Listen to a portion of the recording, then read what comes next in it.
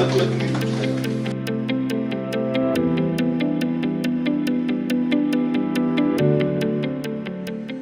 are very relevant topics and very important topics that have been looked into, whether it is regarding the sacred groves, whether it's regarding the life cycle of the pine, the Khasi pine trees, or whether it is regarding the forest fires that are aspects that are there. And if you can see from the research that has been done, these are very important aspects. For example, I was just looking at the report that almost close to 26% are forest areas are very highly vulnerable in terms of forest fire.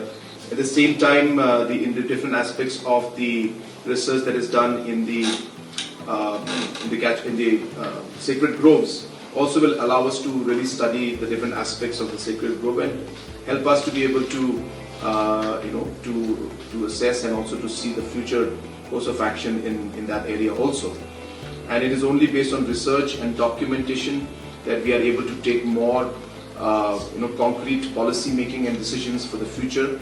So therefore, without proper research and without proper detailed study, we will not be in a position to take proper decisions. And therefore, research is very important. And hence, in all aspects of governance, we have laid stress on research and on data-driven decision making.